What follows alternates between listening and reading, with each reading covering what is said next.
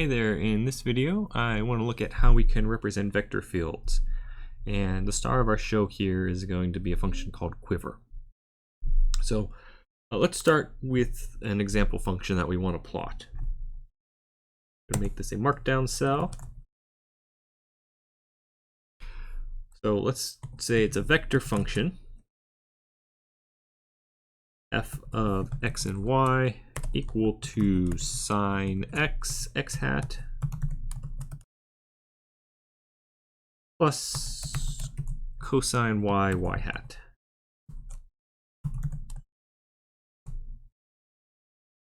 Okay, so that's the function that we want to handle here. Something that it's a bunch of vectors. It has x components and y components.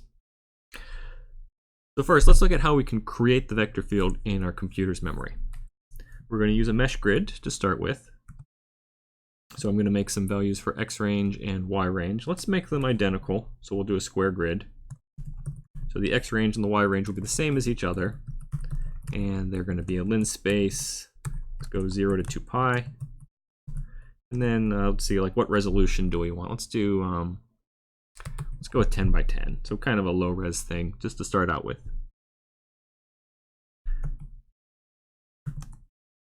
Next line here is our call to mesh grid. So that's going to give us two arrays of x and y that hold all the x coordinates and y coordinates that correspond to x range and y range. And since x range and y range are identical, these didn't actually have to have separate names. I could do x range comma x range, although it's a little bit less readable to do it that way. That's why I've given x and y different names. Just makes it easier to read.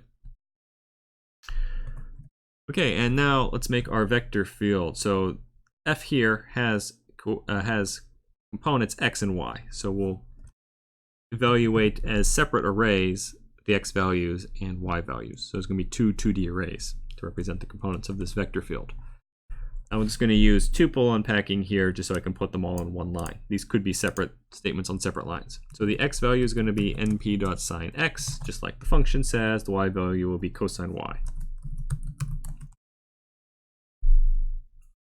Okay, so that creates the vector field, at least if I remember that mesh grid is part of NumPy. That creates the vector field. Now let's look at how we can plot it. So we're going to use plot.quiver. What quiver does is it's going to give us a grid of vectors. I think quiver is supposed to remind you of a quiver of arrows. So let's look at what does quiver need. Unfortunately, it's one of those args deal. There's a few different ways to call it. The way I prefer, see if I can find it in here. Well, so I want the x and the y, which are just going to be literally x and y. The x and y coordinates that I want to draw vectors at. And then in here,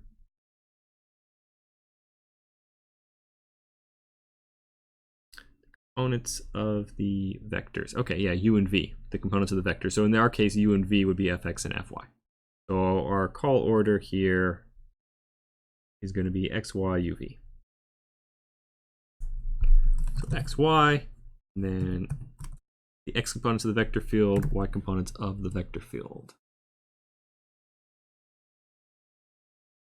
Okay, let's show. So there's our 10 by 10 grid of values. Now you notice that by default, Matplotlib always does is it kind of squishes the y-axis compared to the x. I think here, especially if these are supposed to represent vectors, we want them to be scaled right. So we're going to do a plot.axis scaled, just to make sure that it looks, it looks more like it, so that the picture represents the actual shape of the vectors. Okay, now let's look at how we can make this a little bit fancier looking. So, we can make it bigger. That's easy to do with a plot.figure, big size. Let's go with 8 by 8. See, that's probably actually a little bit too big. I'm zoomed in a lot here, so maybe if we went 6 by 6. Okay, that's good. We can see that here. You can notice here that like some of these arrows are getting cut off, and if you look carefully at how the grid's actually arranged, what it's doing is it's putting the tail of every vector at each grid point. So our grid points are like 0, 0, 0, 1, 0, 2. But it's the tail of the vectors that are equally spaced. It'd be nicer looking if it was the middle of the vectors that were equally spaced. Our argument to fix that is called pivot. and we want to set it equal to the string middle. So you can see it gives you kind of a nicer spacing, because it's going to center each of these. So the very center of each vector here is at the grid point. We can add a key onto this, so sort of like a scale length for us. It's called a quiver key.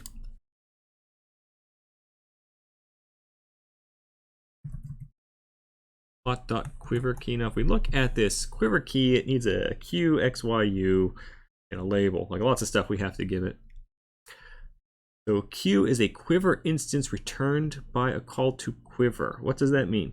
It means that up here we need to save the return value. So quiver actually returns something, and that something there is going to be the first argument to quiver key.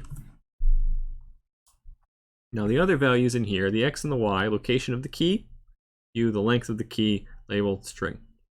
Okay, so that's not so bad. Now X and Y are not going to be values like 2 pi, but they're going to be in the range 0 to 1. They're in like what's called figure coordinates, so we'll play around with these a little bit. I think 0, 0 is down here in the bottom left and 1, 1's here in the top right. Let's say I want to put my key up here in the top right. Okay, so that would be something like coordinates 1, 1, and we'll tweak these as we need. Let's make the length 1, and let's make the label something like equals 1 meter per second. So we'll say that these are like velocity vectors. Okay, let's just try those. So right up here, you can see here's where my key popped up. So it looks like I do have the coordinates right. This is 0, 0, and this one's 1, 1.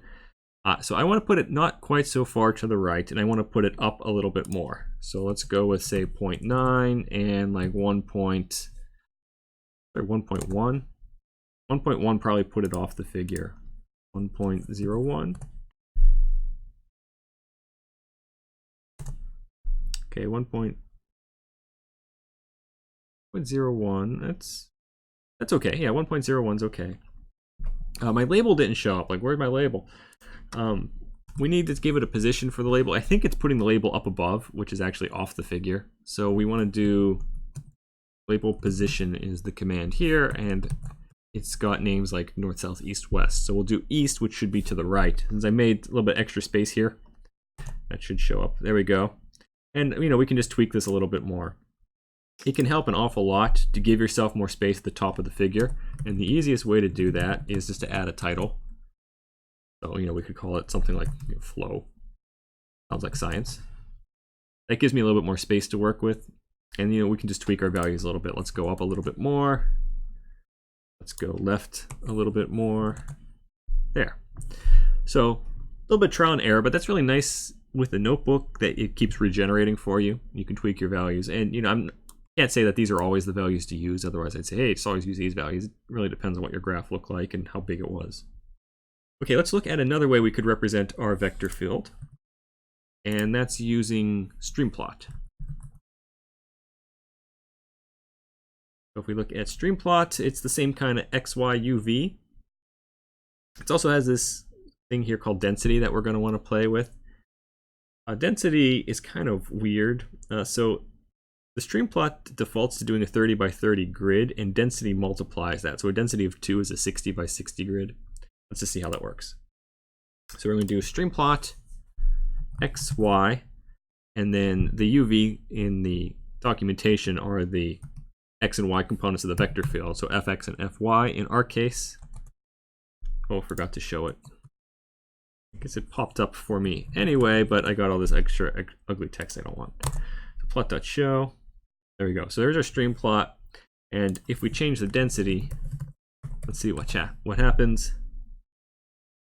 We see more streamlines. So density there doesn't correspond to the original grid of data, but to the grid it uses to draw the streamline. So higher value of density gives you a more packed in grid. We probably also want to scale this one, so that it's not giving us the mistaken impression that it's more compressed vertically. Now either of these, I kind of prefer Quiver. Either of these can be paired really nicely with ImShows or contour plots. So let's look at an example. The thing we can run into when we're pairing these with ImShows in particular is we'd like to use a real high resolution grid, And for the quiver plot, we want a pretty low resolution grid. Remember way back at the beginning, we did steps of 10, so that gives me a 10 by 10 grid. That would look terrible in an ImShow. It would be big blocks, 10 by 10 blocks, which doesn't look good at all. But here it's 10 by 10 vectors, which looks good. So let's look at how we can have a high resolution grid for the ImShow and a low resolution grid for the quiver plot. So I'm going to make some new values here for my mesh grid. I'm going to make a new mesh grid. So my X range, my Y range. I'm going to make them a linspace 0 to 2 pi, and let's do 100 of them in each direction. Oh, this needs to be np.pi.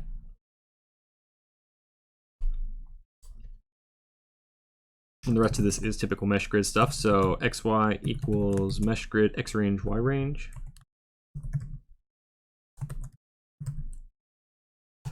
And then fx and fy equal sine x and cos y. That's just the original function.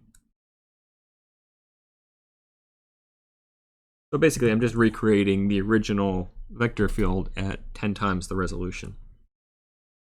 Let's make something new here called f magnitude. It'll be the magnitude of our vector field. And I'm going to show the magnitude with an ImShow. So we'll do something like lighter colors for lower magnitude, darker colors for higher magnitude. And so the magnitude for any vector field is square root x squared plus y squared. So fx squared, plus fy squared. All right, so that should create now a total of 3 arrays. The x components of f, the y components of f, and then the magnitude of f. And I want to show the x and y with the quiver, and I want to show magnitude here with an ImShow. Let's make a slightly bigger figure than usual. I'm going to do 8 by 8. You might want to do larger because I'm zoomed in a lot for the video. Let's drop down our ImShow. So we're going to ImShow fmag. Remember, when you're plotting a function, you're going to want to use origin equals lower.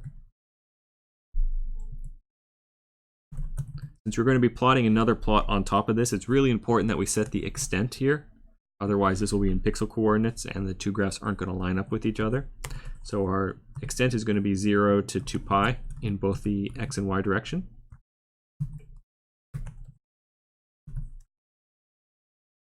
And we should give this a C map, a color map. Let's go with a gray. Let's just check what this looks like first before we add the quiver plot to it. Oh, I did it again. All right, mesh grid is np.meshgrid. I make the mistake so you don't have to. So here we go. Here's our ImShow, and at 100 by 100, it looks a lot smoother. If we did this 10 by 10, let's just see how terrible it would look. See, it's just a mess if we try to ImShow at 10 by 10. That's why we want a high resolution for our ImShow. Now, let's add a quiver here. So plot.quiver, x, y, fx, fy, and we can even add our pivot equals middle because we know that looks nice. And we can add a color too. Let's make it red. Okay, so let's do that. This is going to be 100 by 100 though, so when we plot it, it's like a bajillion tiny, tiny little vectors in here. You can't really see them. So I want a lower resolution grid for my quiver. Your easiest way to do that is to use array slicing.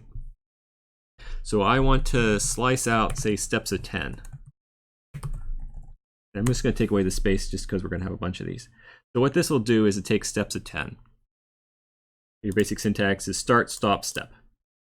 In fact, we don't want, since we're taking steps at 10, and our first step would be at 0, that kind of puts our first grid points, our first arrows right here along the side. Well, I'll show you what that looks like. But anyway, let's copy that slicing, and we're going to apply it to y, fx, and fy. We're just taking steps at 10. That's going to give us, instead of 100 grid points, 10 grid points. That's much nicer looking. Okay, now what I was blabbing on before about the start is look at what we have here along the left and at the bottom. We've got these vectors kind of squished in here, cut off, and then we have this big gap here along the right. So what I want to do is I want to shift things along by half this width, so half of 10 is 5. So if I start at element 5 and then take steps at 10, it's going to look nicer. Let's copy that.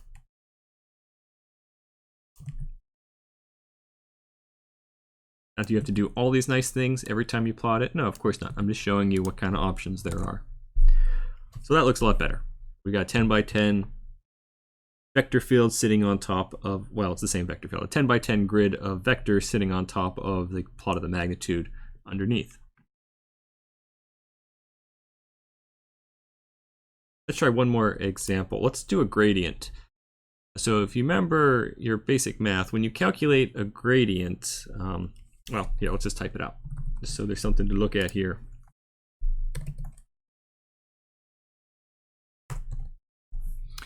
Okay, so gradient, that's like a vector and the letter nabla.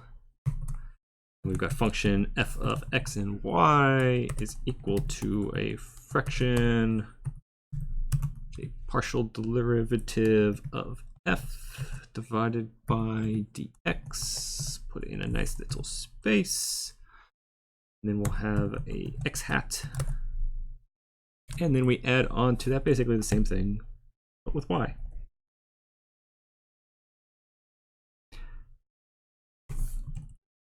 Okay, let's just see if that renders. There we go. So that's our basic gradient. So yeah, it looks like a vector field, right? And the nice thing here is we can calculate it using np.gradient given some scalar function f. So let's define that scalar function, f of x, y, and we'll do something interesting with trig functions because they always look pretty. So we'll do np.cosine x squared. And let's multiply that by np.cosine y squared and plus y. All right, you know, something that's non-trivial and not super symmetric, so we can spot the difference between the x and the y. Okay, so now we want to follow kind of the same workflow. We're going to want to make a mesh grid. We're going to calculate the x and y components of our vector field using np.gradient, and then we'll make a plot. So first step, make a mesh grid. X range equals y range equals np.linspace. Let's go negative pi on 2 to positive pi on 2. And we'll take 101 steps.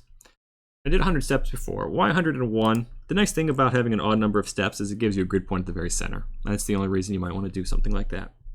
But just for variety. And let's do x and y equals np.meshgrid. Hopefully these are starting to feel routine. I know when you first see mesh grids, they seem like dark magic, but after enough examples doing them, it just sort of becomes like, this is the way I make 2D arrays. Okay, now I want to use here an np.gradient to get the components of the gradient. So it's going to calculate it for me. I just give it the original function f of x and y, and numpy will calculate the gradient. I need to tell it the step spacing. So here's another reason I used 101 grid points. If I have 101 grid points, that's 100 steps, like 101 minus 1, 100 steps. And if I'm going a total distance of, right here, so the total distance of pi, that means each step is pi on 100.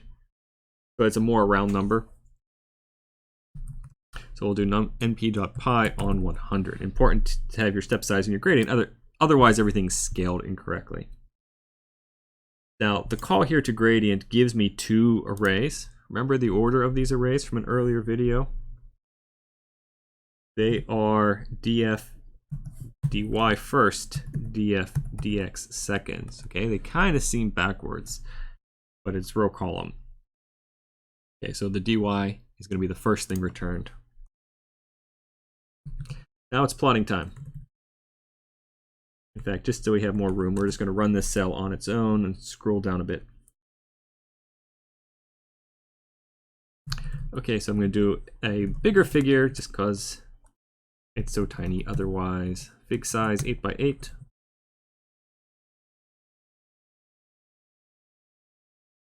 Okay, and now let's make some stuff to look at. We're going to drop down a contour plot of the original scalar function. Just like imshow, we need an origin equals lower if I'm putting a function into this, otherwise it's kind of rotated from what I'd expect. It's important to set the extent, otherwise it won't line up well with other graphs. The extent was negative pi on 2 to pi on 2, and we need that for both x and y.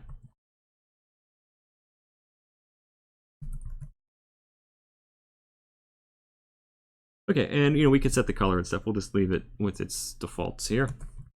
Let's drop down a quiver on top of it. So we're going to quiver x, y. In this case, it was df dx and df dy as the two components of the vector field we're trying to show. We can do some nice stuff like pivot equals middle. We could add a quiver key if we wanted to, but this video is already going on long enough. And we'll do plot.show. And like before, we're going to want to do some slicing, because without the slicing is a bajillion different vectors. Okay, so we want to do a lower resolution grid. Let's just copy the one we had before. We'll do 1/10 start 5. So we're going to use the slicing here so that we are a lower resolution on the quiver plot. Okay, and now check our answer here. This is important. The gradient is supposed to point uphill. Are these vectors all pointing uphill? Number 2, the gradient is supposed to always be perpendicular to these lines. If we were doing electricity and magnetism, we would call those equipotentials, and note that they are always perpendicular to the electric field. You don't see that if you got this part up here backwards. Remember the gradient call? Let's say I mess this up, and I do it in the naive XY order, run that, make my plot. Everything looks weird here. I mean, at least if you think about it. The gradient is not pointing uphill, and it is not perpendicular to the contour lines. That's how you can spot that you've gotten something switched. Okay, so let's fix it so we're ending on something that looks correct. So here, I've shown you how to use quiver, closely related function also called stream plot. Quiver is like the vectors, stream plot's kind of like field lines. And I've shown you how to format it a little bit nicer, the key things there being pivot and using slicing when you pair these quiver plots with imshows and contour plots.